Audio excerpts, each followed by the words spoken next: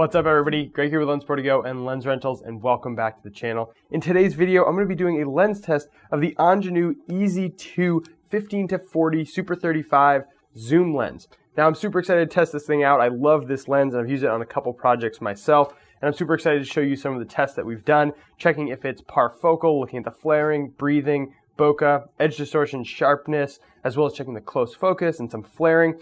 Super excited, let's get into it. So we're going to start off with our breathing test looking at 15 millimeters. What we're going to do here is rack to close focus and then all the way to infinity, which as you can see as we rack to that, we're not really getting any breathing with this lens, which is sort of the zooming in and out on the edges. So if you really look towards the sides, you can see if that breathing is taking effect, and with this lens, it's definitely not.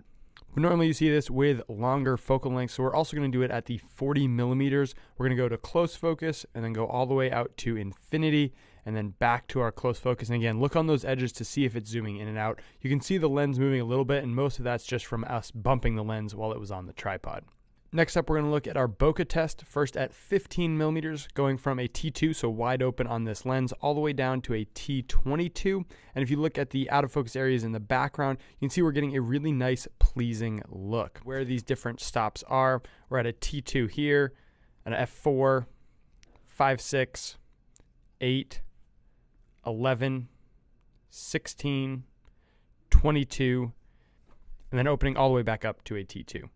We're going to do the same exact test on the 40 millimeter, so on the telephoto end of this lens, going all the way down to a T22, back wide open to a T2. And you can look, you get some really nice bokeh in the background, really circular, basically throughout the entire aperture range. Again, going through these different apertures, and then all the way down to a T22 and opening back up.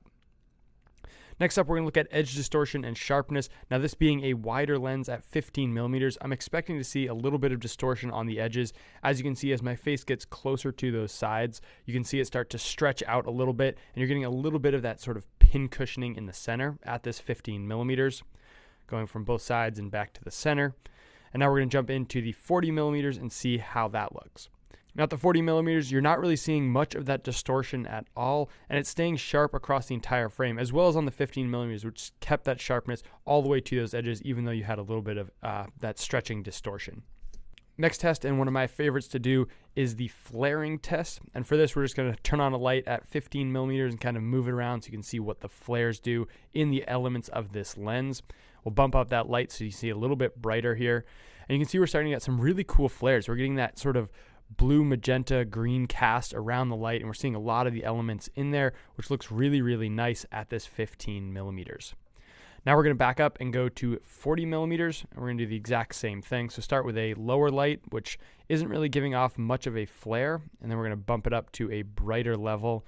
And as you can see, you're seeing those purple and magentas, there's greens in there now, a lot of those different elements that are kind of spread out across the frame, and it looks really, really nice, really smooth, and not too sharp.